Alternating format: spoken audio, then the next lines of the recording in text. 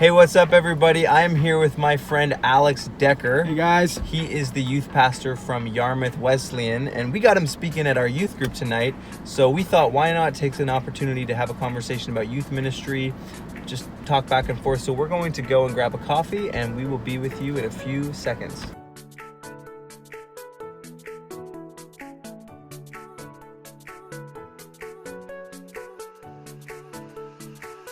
All right, we're just out here hanging out, and we wanted to have a conversation about youth ministry. So as we get started, Alex, why don't you tell us a little bit about yourself? Who are you? Where you're from? How'd you get into ministry? Where are you serving now? Anything along those lines. Yeah, my name is Alex. I'm the youth pastor at Yarmouth Wesleyan Church, which is at the bottom of Nova Scotia on the South Shore. So if you're in Halifax or anywhere north of there, you can take either shore on either side of Nova Scotia, and eventually either highway will come to a yellow blinking light, and you have hit the end of the highway, which is like the end of the world, and you're in Yarmouth.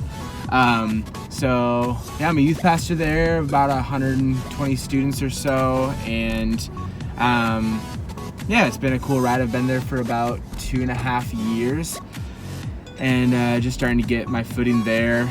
And yeah, I'm initially from America in Michigan.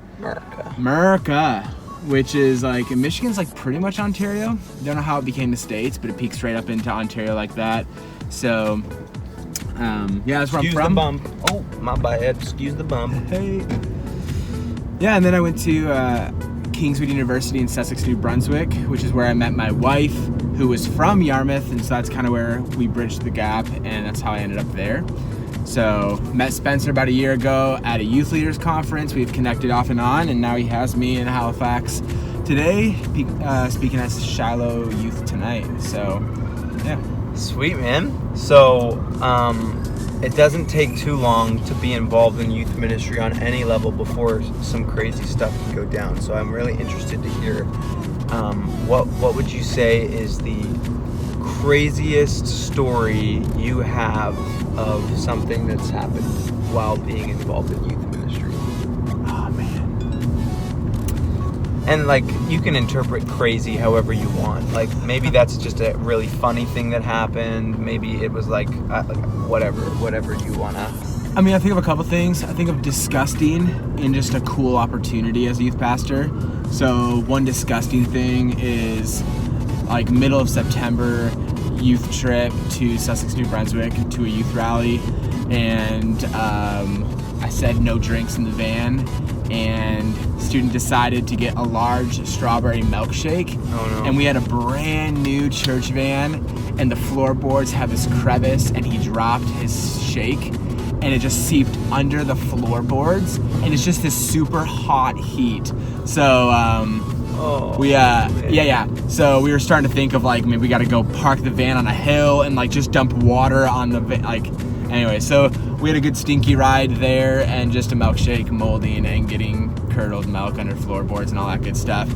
Cool opportunities is I got two different youth that had some solid hobbies. One just loved dirt biking, so there was a youth that I got to just go dirt biking with all the time, leave the office early, say I'm going to hang out with a student, which really meant going and dirt biking for a couple hours. Sweet. Oh man, it was the best. That's awesome. So that student is currently living in Spain for a year and kind of getting to experience that, which is cool, and he'll be back soon. Bet you miss him. Oh yeah, he's an awesome guy. And then the other student surfs, and so I got to go leave the office again just a few times, hang out with the students, like, yeah, we're gonna go surf at like 11 o'clock at night, moon's out, and so we went surfing and did that. So yeah, there's a couple just cool little perks of being a youth pastor, I guess. That's awesome, man. Yeah. Okay, so how long have you been in youth ministry, like as like a youth pastor? Yeah, so it'd be Yarmouth Wesleyan, which is going on to 3 years pretty soon here. Cool. Yeah, so that was my first job in ministry. So still relatively new for me. I'm new to youth ministry. Well, I am and I'm not. Like, when I just started in youth ministry, like as the youth pastor at our church. Coming on a year, but it feels like it's been way longer than that because I've been volunteering ever since I graduated high school. So it's been like 4 or 5 years.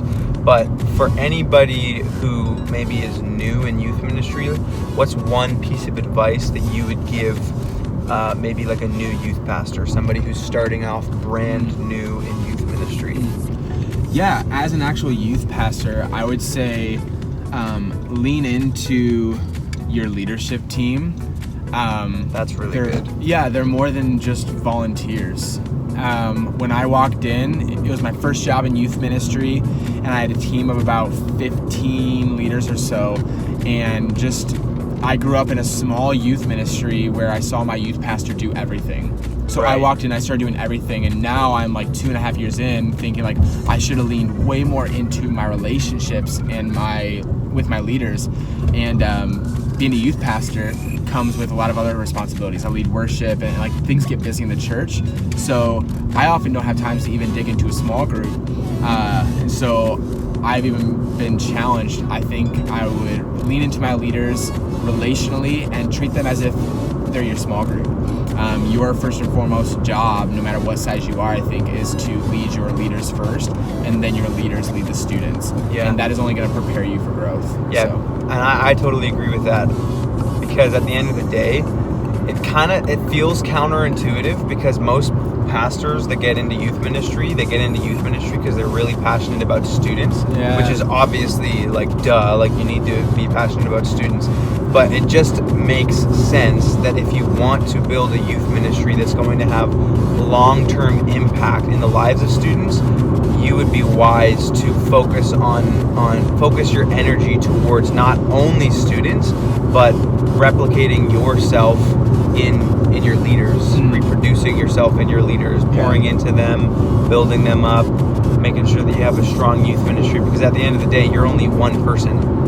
And as one person, you have limited impact, you have limited capacity. But if you have a team of multiple people that you pour into, your impact in the lives of the students that you serve will exponentially increase as you pour into them. So that's awesome. Yeah. Okay, so for you guys, what would be, everybody kind of has, different things that maybe they're called to as ministries and whatnot, but for you guys down on the South Shore at Yarmouth Wesleyan, what's like the main thing, or like the number one thing that you guys would say is most important in your youth ministry that you kind of like care about more than anything else?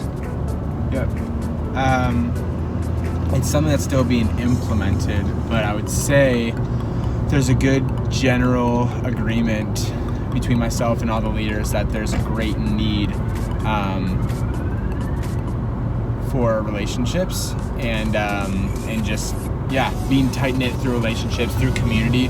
The South Shore is not the city, and so everyone down there, that we all know each other. People down there that love helping others, they love just community, they love coming together for things and just hanging out, enjoying fellowship with each other. It's pretty slow-paced down there, so it's not as likely that everyone's in go mode and always driving fast and trying to get to work, and there's rush hour and all this stuff. Like, people are moving a bit slower, so just to come together, hang out, enjoy community together. And so even our youth nights lately have been structured that way, of just some extra hangout time, things like that, opportunities for leaders to chat with students and enjoy that. This summer we're taking advantage of that. We have every other week we're doing South Shore Youth Summer events. So driving, doing road trips together, doing beach nights, beach days, things like that. That's awesome. We're doing that kind of a thing too. For us, relationships are definitely our number one priority. I'd be interested to ask how you guys look to this specifically, because for us, like, we say that relationships are our number one priority, but I'm always trying to be cognizant of the fact that ultimately, with relationships as our number one priority, we're not focused on relationships simply for the sake of relationships, because our goal really isn't to just be like a fun little club for young people to hang out at. Ultimately, for us, I like to say that we're focused on relationships for the sake of discipleship. And so I'd be curious to know, in your guys' context, how do you do discipleship? I know that's like, when people ask me that question, I'm always like, oh, that's such a broad question. Like, there's so many different directions that you would do. But for us right now, like, we kind of spent the year focusing on establishing that lead small group relational culture, and we're still in the process of doing that. But now, as we move forward into this coming year, we're really trying to focus on, like, how can we make sure that our small groups are not just these places where we just hang out, and obviously that's important, but we want to be intentional about discipleship. Have you guys found that there's anything that's worked for you in terms of being intentional with discipleship? Yeah, I think that's actually the transition that we're in right now. So I think we've gotten pretty good at creating opportunities and events to just come together and have relationships. I think we're at that turning point of how do we turn that into discipleship now. I think one thing that I've noticed has helped a lot is to get to do things outside of the church, like have a leader do something in your home. So right now we have our summer events, but I'm also doing this 35-day, what's called like this 40-day red letter challenge.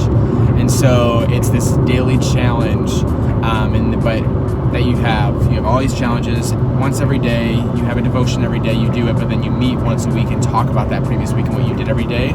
I could do that at the church, but it seems like a program when you do something in a church sometimes. Yeah. So I've switched it and I've done it in my home and just packed my house full, but there's something about how that invites them into a personal place, which then opens up trust, which bridges that gap to actually go to a deeper place than just, hey, we're friends, we have a relationship. It's like, hey, let me ask you some deeper stuff about your life. That's awesome. I think when you just keep it in a program perspective, which is easily, at least down where I'm at, I think doing stuff at the church put you in that program perspective. Bringing it into the home, I think, breaks down some of those barriers and offers trust with students. And really, with today's generation, I think relationship and trust is your first big step of getting discipleship, I guess. Yeah, because if you don't have a relationship with them, it doesn't matter how great your preaching is. It doesn't matter how, oh, hello, sir. Motorcycle just zoomed by us. It doesn't matter how great your teaching is. It doesn't matter how amazing your worship team is. Yeah. If you can't gain that initial trust with the student that they actually want you speaking in their lives, like, you're not going to get anywhere. So relationship is so important.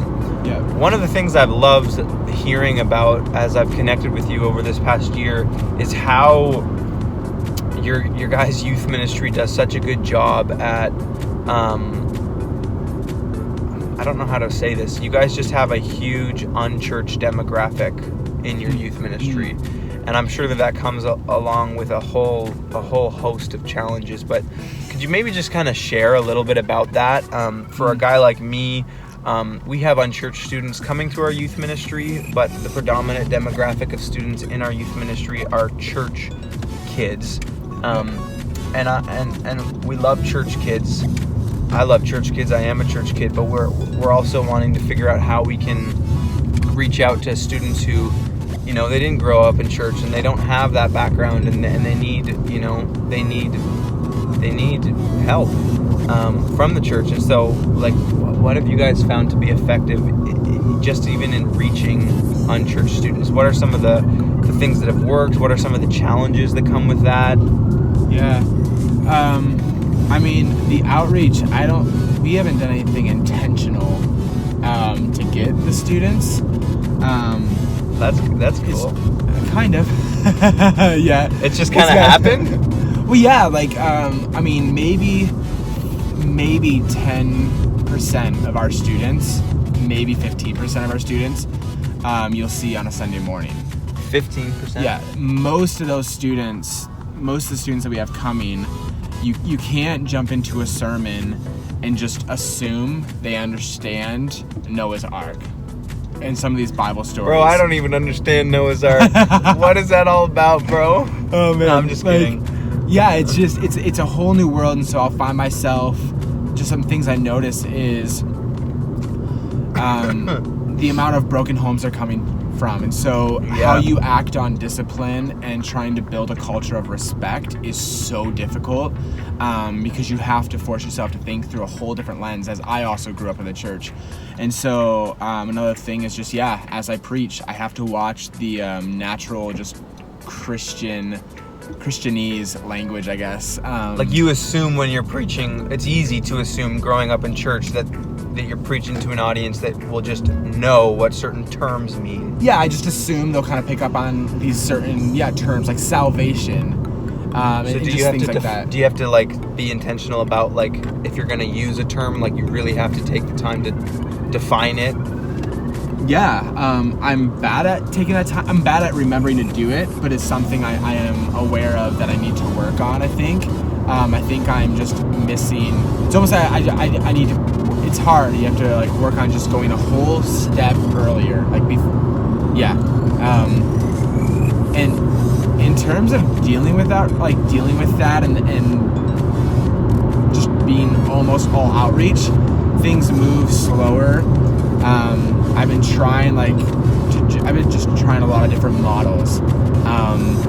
Like worship has been so hard to do because most of them have never even experienced anything like worship before, and so they're not even picking up on that, and they're almost like time just feels disrespectful, and it's a really weird battle.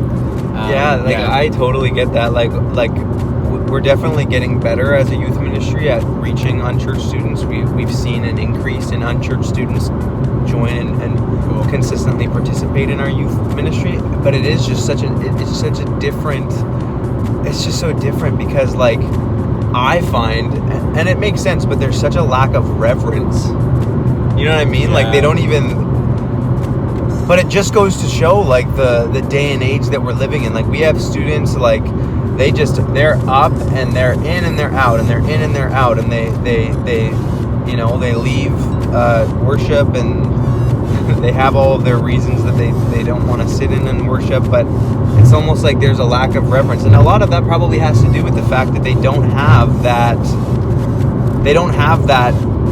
framework that church kids have. Foundation there, knowledge, which is kind of like it's challenging on the one hand, but on the other hand, I kind of see it as an exciting opportunity because we find ourselves ministering in these contexts where it's like, wow, there are literally students that are coming into our youth groups that they don't even have a reference point for the gospel or for the Bible, and so it's a weighty responsibility, but it's an exciting opportunity because, like, man, I don't know. I don't know. I mean, most of like my preaching or when I communicate with students, I've been having to recently practice before I enter into a time of preaching or leading in worship or connecting one-on-one with a student. I have to like stop and remind myself, how would I talk to this person as if they've never even heard the name Jesus before or the gospel? Like, they've never even heard of it, which has been really good for me in terms of trying to build up a skill in evangelism as well, because I've just always lived around and been friends with Christians, been around Christians, so it's even been good for me, like, to take one step back. How would I talk to someone who's never even heard of the gospel? Because in North America, most people you run into have at least heard of the gospel, and you can just assume it's just they might have a bad taste in their mouth. A lot of Gen Z that's coming up, at least in South Shore, might not even really understand this whole thing. Right. Or there's just such a skewed vision of what it is. So, do you find it's difficult, this is kind of shifting gears a little bit, but do you find it's difficult to figure out the tension between growing deep versus growing wide and how to, like, pursue that? Like, do you get what I mean when I say that? Because for me,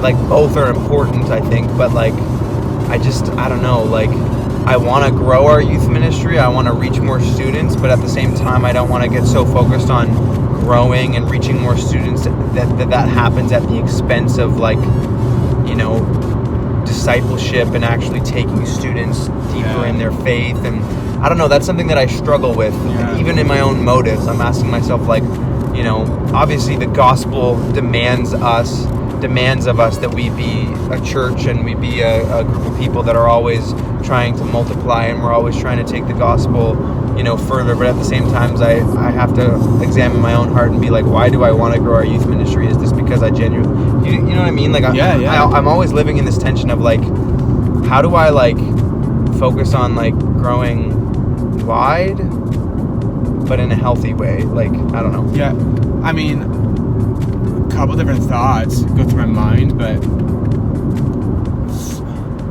first off, I think part of it goes back to the very, very beginning of like the very first question of just like, what would I tell a new youth pastor? I don't think you if you're getting wide simply by your own doing personally and by your own efforts, I think you're getting wider in an unhealthy way almost. I would want to know that I got wider not because I put together this big outreach event or I've done this or I thought of this. Whereas I'd rather know I'm getting wider and larger and numerically even because of what my team is doing. Like this army is moving forward. And so to know I'm getting growth that way would be so much more satisfying than to know I've done it on myself, because then eventually I'm going to crash and burn and I'm going to hit my max. So to be kind of vulnerable, I've been a youth pastor for 2.5 years at Yarmouth Wesleyan. When I came in with another guy. We kind of co-led together as youth pastor. And when we came in, there was about 55 students. And that was grades 6 through 12. Well, about a year ago, we were hitting our max of, we ended our last youth night with 200 students. And I remember thinking like, that's great.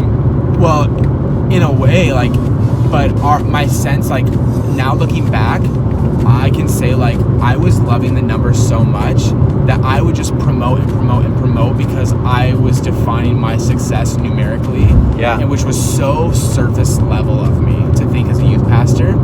And so I've gotten a little taste of what that's like to get to see the numbers without the depth, kind of like what you mentioned. Like I've gotten to go wide and I've missed out on the depth, and I've gotten to experience that, and it's not worth it. So now I've gotten to this season where it's like, you know what, like we're still running.